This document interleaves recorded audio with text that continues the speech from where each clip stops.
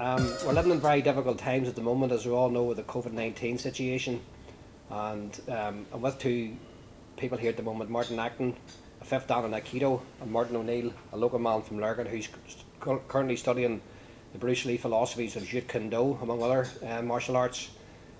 Both people here are into their mental health issues as well. I've had a lot of people over the years, and I'm going to have a chat with them. I've been doing this for quite a number of years, but I'm very, very privileged to be in the company of the boys here today. So I'm going to ask them a few questions, get the ball rolling, and maybe learn something as we go along with what you do, where you are and where you're going to. Martin, can I ask you first of all your background? You're a fifth dan in Aikido, a Japanese martial art. Tell us a bit about that, where it came about, the history of it. It was connected to the samurai. Well, the founder of Aikido is a person by the name of Morihei Ueshiba Sensei, and he created it in the 1920s, so it's a relatively modern Japanese martial art. He passed on, and I was fortunate enough to be able to practice with his chief Aikido instructor. His name was Koichi Tohei Sensei, and I studied with Koichi Sensei. He tested me and qualified me to the ranks, and then I was his private student, and then also Iwao Tomura Sensei. I studied with him closely, and I was his private student, so I studied with those two top masters in Japan for 20 years. They raised me up, and I was able to run 2 successful dojos in Yokohama. So it really was an eye-opener to what real martial arts is. Rather than just punching and kicking, it's about how to control yourself, how to find respect for yourself, how to love yourself, and how to respect and take care of other people. So the philosophy of Aikido is really beautiful. Aikido means the way of peace, the way of harmony, the way of love, and it really shows you how to combine the mind and body together, more so than any other martial art that I've done before. I've done martial arts since I was 11. Most of them are just into techniques, but the philosophy of Aikido, how the mind controls the body, really is demonstrated very clearly in Aikido, and that really helps you to relax and control your life and handle whatever comes at you. Where are you currently teaching, Martin? Where are you at the moment? Yeah, I have a full-time dojo in Drumore. The address is 100 Church Street, Drumore, and I have the classes on there basically 7 days a week. I do events, I do seminars, I do classes for children, teenagers, adults. I do anger management courses. I also work with a psychotherapist. Her name is Dr. Melania Anna Duca, and we do events together, like Christmas parties, and that's to bring the community together. She also brings her clients to the dojo to let them experience new ways to experience life. So she brings them to like virtual reality outlets to let them try different things, to get people out of the house and to see, that there's more to life than just the problems. So it's good. Been enthralled by the Japanese culture. You were there for 20 years. I know you can't train in swordsmanship until you have a black belt, is that right? Well, that's part of the training. We use, especially in Aikido, we use 3 weapons. We use the knife, we use the staff, and we use the Japanese sword. The sword, they practice it in different ways in Japan. One is called kendo, where they wear the armor, and they're using like a bamboo sword to hit each other. There's another form which is really beautiful called iaido. That is the art of drawing the sword, and those movements are really drawn slowly because it's about unification of mind and body, and that's what they're practicing that for. Same with like Kyudo, which is archery. They're doing those arts because they want to combine the mind and body together, and Aikido is the same way. So through practicing those weapons, we can demonstrate the beauty of the art and how the mind controls the body. So the mind comes first and the body follows that. That's the philosophy of Aikido. And what Bruce Lee was teaching, like the art of fighting without fighting, I love that thinking because it really coincides with the Aikido way. Because we're not there to fight, we're not there to hurt each other, we're there to learn how aggression comes, how to calm it down, how to deal with it in a positive, loving, and constructive way. That doesn't mean that we're weak. People hear that word and they think, you think you're nice to somebody, or you try to be nice to people and they think you're weak. Well, we're nice until you push us, until we're not so nice. So it's that balance. How did you find the Japanese culture, Martin, when you were there? How did you find it? Very respectful, very polite, very humble, and they treat everybody, like with the deepest respect. It's amazing. You go into like a department store in Japan, and people bow to you, and the way they wrap your items, it's like unlike anything I've ever seen in my life. They wrap it so beautifully, you're afraid to open it. It's like a work of art. Everything they do, they put the 100% effort into it. And the mind and body is really expressed 100% with care and intention and respect. I love it, you know, and that's why I feel so grateful for the 20 years that I could spend there, because it's not like I went there and spent a couple of days there. I actually got to see that that's a way of life, and I was very fortunate for that. Would it be right in saying that you have members of your family still there? Do you still go back to it?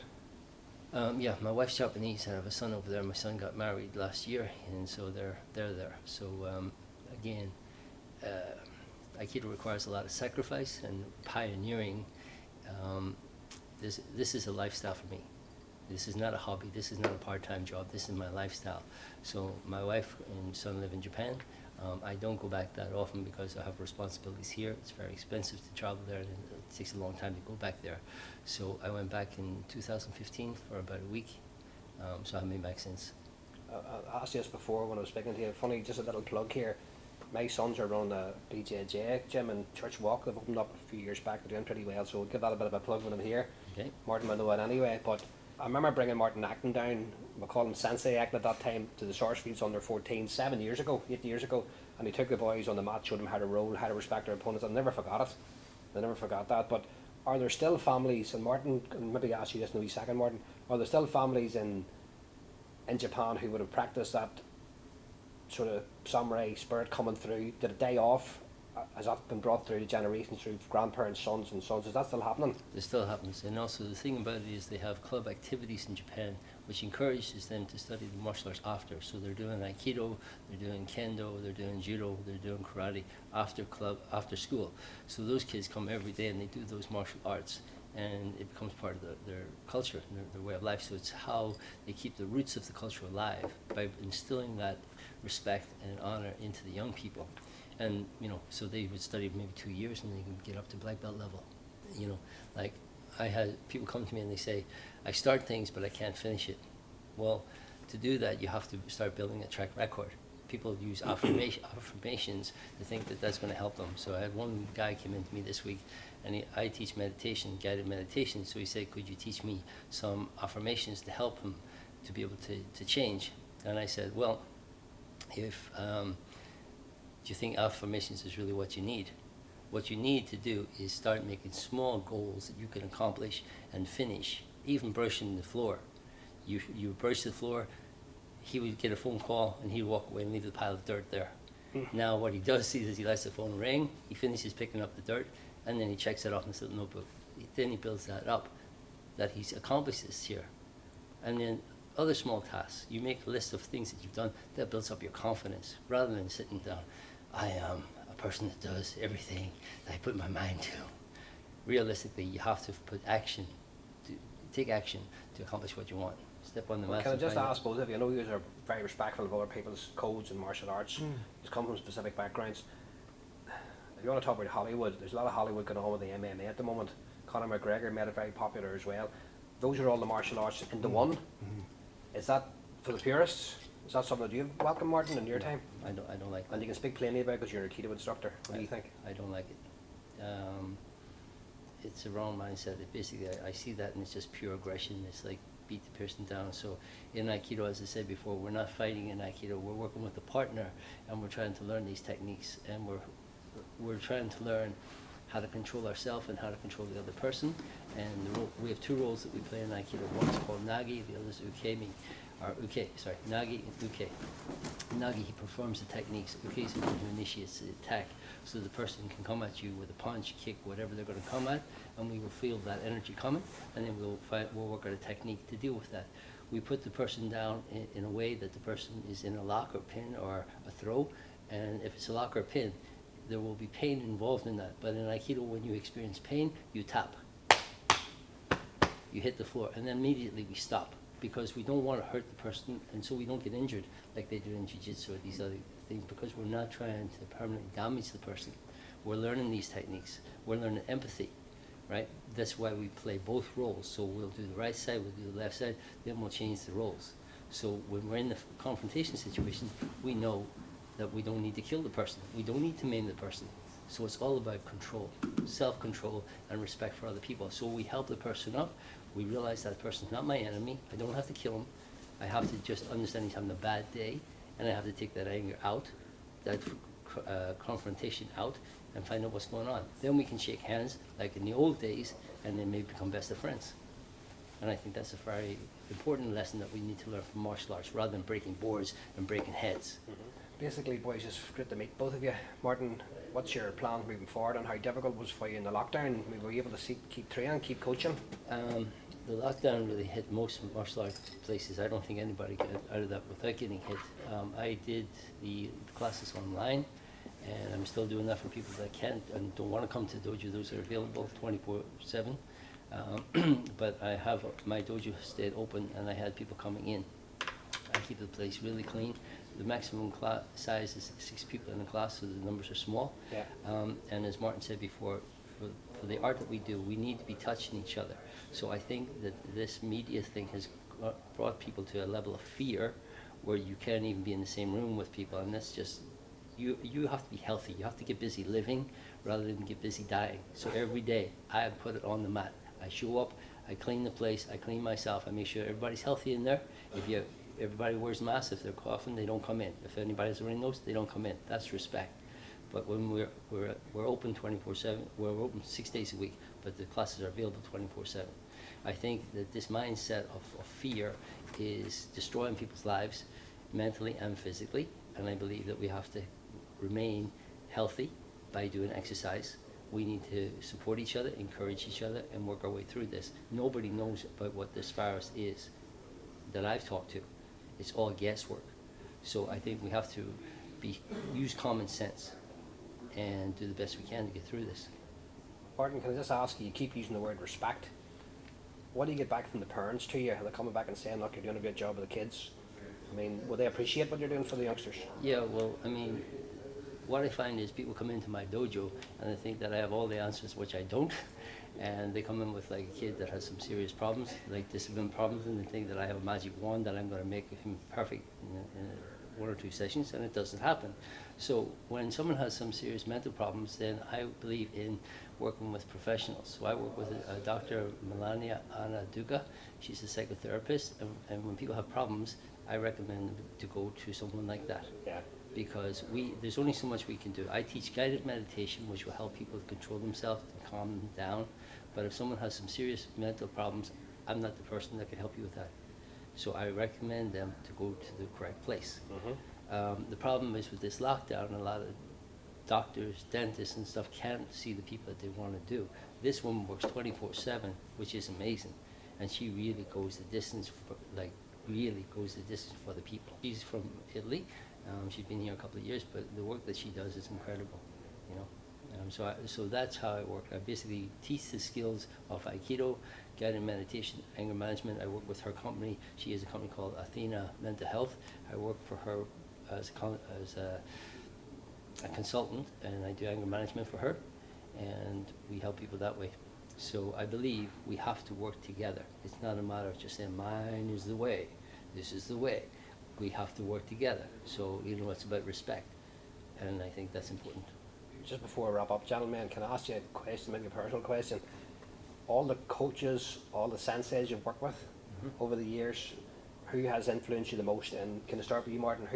I know you never met Bruce Lee, but you met people who met him. Is there one person you can put your hand on and say, that's the guy that taught me what I know? I suppose the most influential martial artists are you know, ones I'm studying with. You know, every instructor I've studied with, I've learned something from. Yeah. The ones that I've at the moment would be Guru Dan Inosanto and Sigung Kaki Kimura and his son Andy are my instructors, and also then Sifu Tom Lamont. So I'm learning a lot from all of them. Still? Yes. I always want to be a lifelong student, and as you said earlier on, Martin, for me it is a lifestyle. Yeah. I don't go around saying, oh, my lifestyle is, you know, martial arts, aren't I brilliant? But it's a part of it. I think it is, but I kind of hide that away at times, you know, quite a bit. Why? Why? I suppose I don't want to be seen to be arrogant or egotistical, you know. People know you, that's what you do. Well, if you're a plumber, I mean, I'm a plumber. Is that arrogant? No, I'm a martial Yeah. artist. This is what I do. Yeah, This is yeah. my lifestyle. Aikido, I teach Aikido, Yeah. and I'm proud of that. Yeah. You know what I mean? So it's not like I'm an Aikido instructor, but I am an Aikido instructor, and Yeah. I love what I do. Martin's very shy, you see. Martin, who's the guy in your dojo, the picture in the back wall? Not him. The founder of Aikido is Morihei Ueshiba Sensei. I respect him, but I never met the man because he died before I got to Japan. But the person that influenced my life most as a father figure, as a mentor, and everything was Koichi Tohei Sensei. Unfortunately, he passed away. His chief instructor, Iwao Tomura Sensei, those two men are the top instructors. I love those guys, and I hope when I pass on, I'll get to study with them in the future. That's my dream. That's my hope.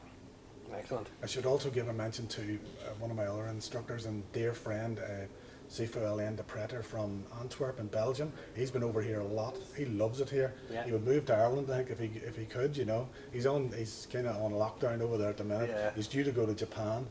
To one of the Zen temples over there because he needs to speak to some of the.